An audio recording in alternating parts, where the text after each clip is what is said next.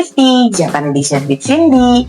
Kalian tahu nggak sih, di Jepang sekarang ini bukan disebut tahun 2025 loh, tapi disebut tahun Reiwa 7. Loh, kok bisa beda dengan kita yang menyebutkan 2025? Nah, hari ini kita akan bahas secara lengkap tentang bagaimana orang Jepang menyebut tahun, seperti apa sistem penanggalan mereka, terutama yang berkaitan dengan zaman pemerintahan atau era kekaisaran. Kalau kalian penasaran, jangan skip video ini ya. Oke, di Indonesia dan hampir seluruh dunia, kita menggunakan kalender Gregorian atau kalender Masehi. Kalender ini berbasis pada tahun kelahiran Yesus Kristus dan sudah digunakan secara internasional. Kita menyebut tahun ini sebagai 2025, dan ini berlaku hampir di semua dokumen resmi, kegiatan internasional, pendidikan, dan kehidupan sehari-hari. Tapi di Jepang, selain kalender Masehi, mereka juga punya sistem penanggalan sendiri yang disebut Gengo atau Minggu. Ini adalah sistem era kekaisaran yang artinya setiap masa pemerintahan kaisar Jepang punya nama era tersendiri. Dan tahun dihitung berdasarkan berapa lama kaisar tersebut memerintah. Menarik banget kan? Oke, kita lanjut ya. Sistem ini pertama kali digunakan pada abad ke-7 dan terus digunakan hingga sekarang. Ketika kaisar baru naik tahta, maka era baru dimulai. Tahun pertama kaisar disebut Ganmeng atau tahun pertama, dan tahun-tahun berikutnya dihitung secara berurutan. Oke, mari kita lihat lebih dekat beberapa era penting dalam sejarah modern Jepang. Oke, yang pertama ada era Meiji, dimulai pada tahun 1868 saat Kaisar Meiji naik tahta. Era ini dikenal sebagai masa modernisasi besar-besaran di Jepang. Jepang yang sebelumnya tertutup dari dunia luar mulai membuka diri dan belajar dari barat. Banyak institusi baru dibentuk seperti sistem pendidikan nasional, tentara modern, dan pemerintah bergaya barat. Era Meiji berlangsung hingga tahun 1912. Nah, lalu datang era Taisho dari tahun 1912 hingga 1926. Ini adalah masa pemerintahan Kaisar Taisho yang dikenal sebagai masa transisi. Meski hanya berlangsung 14 tahun, era ini ditandai dengan naiknya kekuatan parlemen yang muncul dan munculnya gerakan demokrasi. Namun, kesehatan Kaisar Taisho yang buruk membuat banyak urusan negara dipegang oleh pihak lain, termasuk putranya yang kelak menjadi Kaisar Showa. Selanjutnya ada era Showa, salah satu era paling panjang dalam sejarah Jepang, dari tahun 1926 sampai 1989. Kaisar Hirohito memerintah selama lebih dari 60 tahun. Era ini mencangkup masa-masa kelam seperti Perang Dunia Kedua, ketika Jepang menjadi kekuatan militer besar namun kemudian mengalami kekalahan telak. Setelah perang, Jepang mengalami rekonstruksi besar-besaran menjadi kekuatan ekonomi dunia.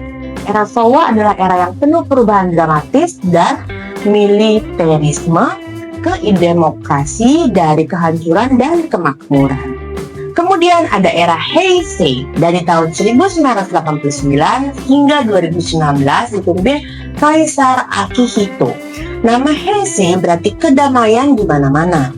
Era ini dimulai dengan harapan akan stabilitas dan perdamaian, namun juga menghadapi berbagai tantangan besar seperti krisis ekonomi setelah bubble ekonomi pecah, serta bencana besar seperti gempa Kobe pada tahun 1995 dan gempa serta tsunami Tohoku pada tahun 2011. Meskipun begitu, Jepang tetap berkembang sebagai negara maju. Dan akhirnya kita masuk ke era Reiwa yang dimulai pada tahun 2019 1 Mei ketika Kaisar Naruhito naik tahta setelah ayahnya Kaisar Akihito secara sukarela turun tahta sesuai dengan sesuatu yang jarang terjadi dalam sejarah Jepang. Reiwa secara harfiah berarti harmoni yang indah. Ini adalah era yang masih berlangsung sampai sekarang, dan tahun 2025 disebut dengan Reiwa 7 karena merupakan tahun ke-7 masa pemerintahan Kaisar Naruhito. Jadi, untuk memahami bagaimana Jepang menyebut tahun, kalian harus tahu dulu era kekaisarannya. Oke, misalnya nih tahun 1990 di Indonesia. Itu kalau di Jepang namanya Heisei 2 di Jepang. Terus tahun 2000 kalau di Jepang Heisei 12. Tahun 2024 Reiwa 6. Tahun 2025 Reiwa 7. Gimana? Udah ada yang atau kalian masih bingung? Nah, bagaimana penulisan tanggalnya? Biasanya orang Jepang menulisnya seperti ini. Nanti aku info di atas ya. Nah, yang artinya tahun ke-7 era Reiwa, bulan 6, tanggal 5. Atau kalau kita ubah ke sistem kita 5 Juni 2025.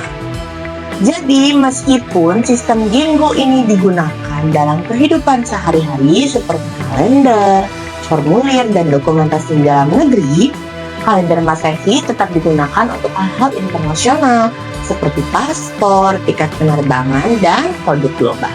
Mengapa Jepang tetap mempertahankan sistem Gingo ini? Karena setiap era tidak hanya menunjukkan waktu, tapi juga menggambarkan identitas zaman, semangat, dan harapan masyarakat pada masa itu. Setiap nama era dipilih dengan sangat hati-hati dan punya makna filosofis. Ini bagian dari warisan budaya dan tradisi yang kuat. Namun, sistem ini juga punya tantangan nih. Setiap kali era baru dimulai, seluruh sistem administrasi dan teknologi harus disesuaikan. Saat era Reiwa diumumkan, banyak perangkat lunak dan dokumen harus diperbaharui. Bahkan, beberapa sistem komputer di Jepang mengalami bug karena tidak mengantisipasi pergantian era. Tapi, meskipun begitu, masyarakat Jepang menyambut pergantian era dengan antusias. Saat era Reiwa diumumkan, toko-toko ramai menjual kalender baru, souvenir, dan bahkan makanan edisi khusus. Media meliput acara pengumuman nama era dengan sangat serius, sampai hampir seperti menyambut tahun baru nasional. Jadi sekarang kalian tahu kan, sistem penanggalan di Jepang itu lebih dari sekedar angka tahun.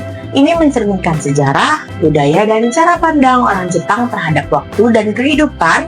Kalau kalian pergi ke Jepang dan melihat tulisan seperti Reiwa 7, sekarang kalian nggak perlu bingung lagi.